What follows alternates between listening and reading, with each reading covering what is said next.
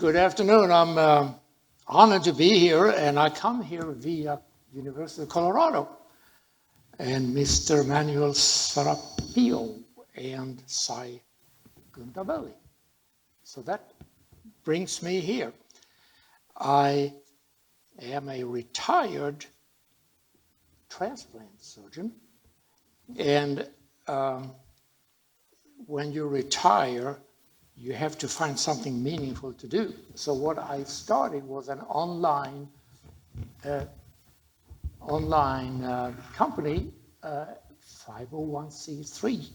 It's called Kidney Academy, and I hope to share some of the issues with dialysis access that people will need when they get kidney failure. This is a little short video clip. It may play. If it doesn't really matter. Anyway, so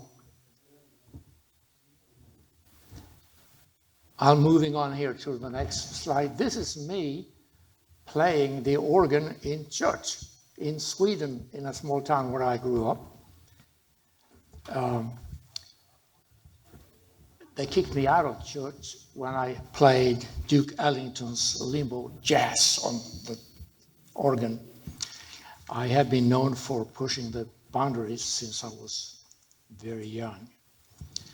So the next a few years, I played a different organ. And this, actually, that is a video that should be that would be nice if we could play. It's a very artistic, short, 40-second video clip of how a kidney transplant is done. There will be no blood. It's just a graphic drawing of a kidney transplant. We can show that at any time, just to save time, if you find it. Anyway, so here you can see me in the operating room. That's the only OR picture you will see during my talk. There will be no bloody pictures.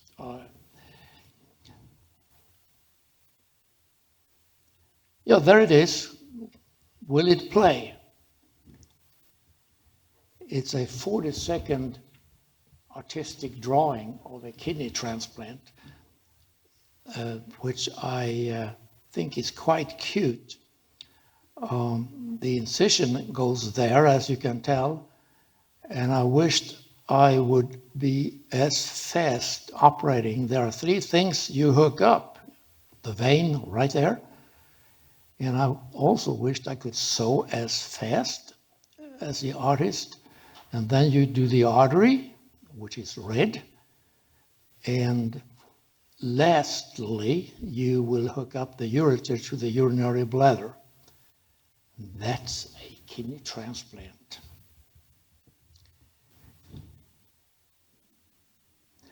So kidney disease is a growing health problem in the US and around the globe.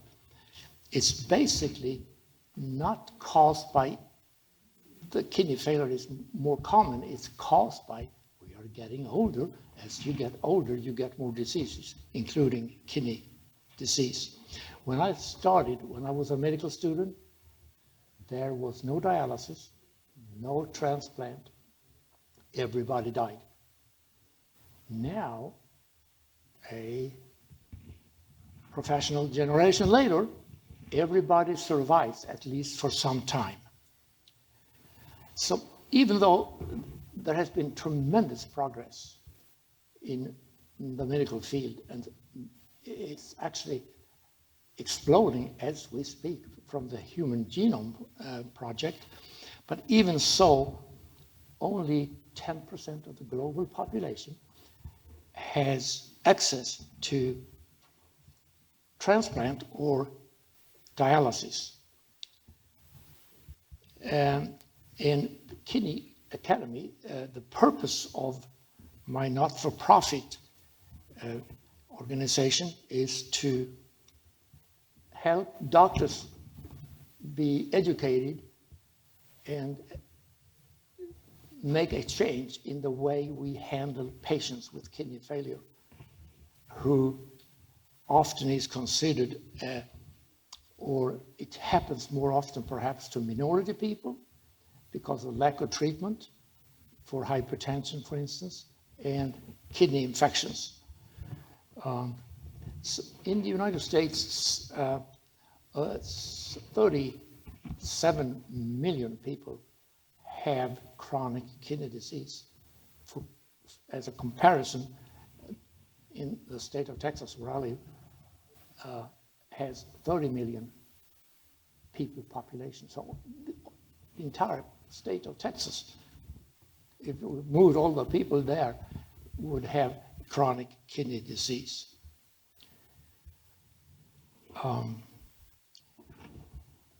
So if you don't get a kidney for transplant, which only 2% of the people who get chronic kidney disease get because they have too many comorbidities, the only option to survive is some kind of dialysis, which is hemodialysis or peritoneal dialysis. Very simply, you are hooked up to a machine 4-5 times a week for 4 hours, and your blood is filtered. And to get dialysis, you have to have surgery to create a connection between a vein and an artery. And that is in itself, for most surgeons, not a desirable procedure because you're dealing with very sick people and the reimbursement is not very good.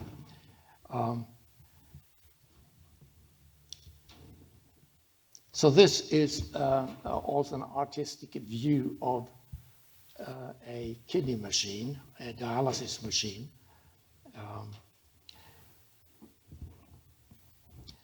The patients who end up getting dialysis or need it is very complex, which is illustrated here. There are many different medical specialties, and as you probably know from personal experience, you may have experienced this complexity when you go to the doctor or the hospital. This is what we are trying to change. And part of the reason is that members, different doctors, different specialties, look at the patient with different lenses. One way to explain this is by using the Indian parable, which is called the elephant in the room. We all see only the part of the body or the human that we are trained to see. And this is to a great extent caused by training, attitude, and things that is common in every organization.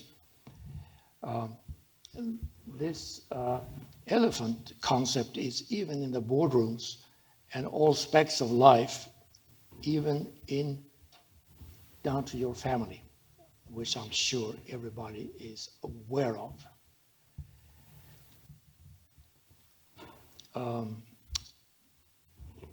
In 2008, a long time ago, I published a paper with this mission statement,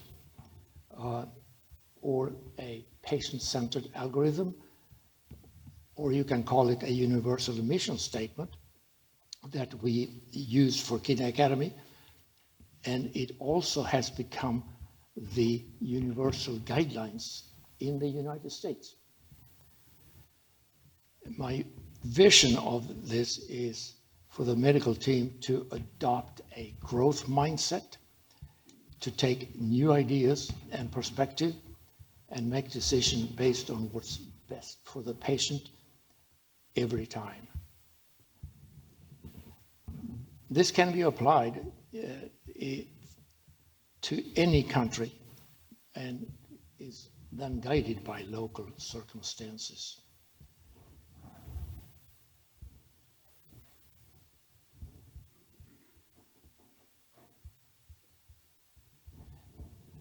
I like to work only with people I can trust and cooperate with, and in a way that is shown in this slide labeled synergy. What that means is that 2 + 2 is not 4, but 6 or 7 or even 10. You can likely relate to this as trust and cooperation. Issues exists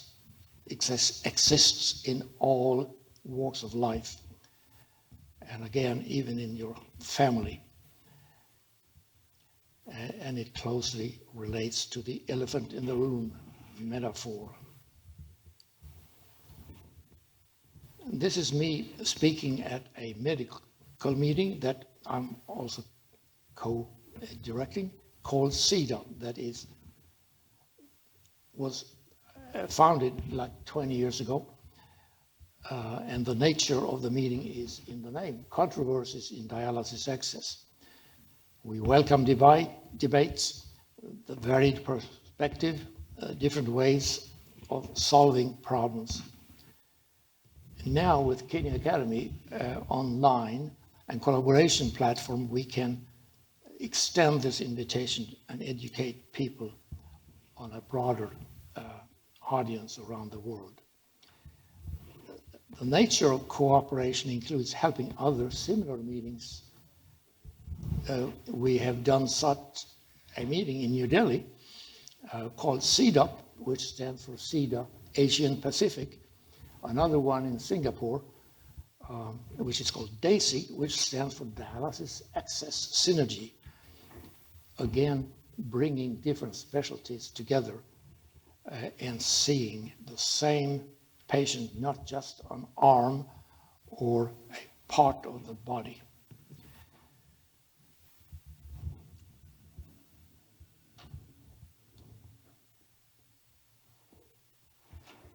This slide depicts the structure of Kidney Academy. On the left, on your left side, you see the lists of different modules that you can go online and take as a doctor for training reasons. Each state in the United States, for instance, requires a certain number of hours of training. So each module gets you a certain number of hours. On the right side, we have different community activities. Doctors can discuss and get rules and suggestions about different medical treatments. And this is a work in progress.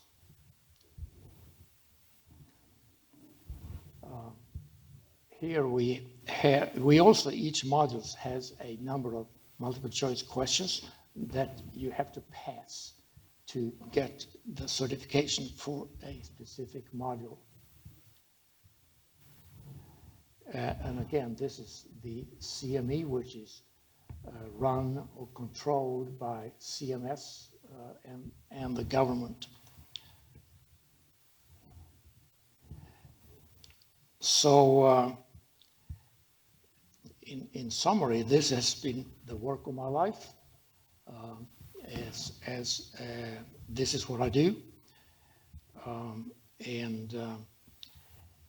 Next month, I'm going to go back to Asia and Singapore and Kuala Lumpur for a meeting where I'm speaking, and I will certainly mention Touch a Life. I must admit, when I first was asked to be here, I was somewhat intimidated because I'm not used to talk to lay people about medical stuff. So I was kind of scripted. However, you are a tough crowd staying so late, and I need a lot of help in Kidney Academy, not just financial, but also if you guys are good at linguistic, we can need a lot of verbal guidance. I have written 3 books. They are now getting old. No one buys book anymore, but we can publish book on Kidney Academy online. And that's what we do right now. So if you have something to write about related to kidney failure, or if you want to edit, please, I'm here to listen to you. I think I made this in about 10 minutes. Any questions are welcome. If you don't like the answers, don't ask the question. Thank you.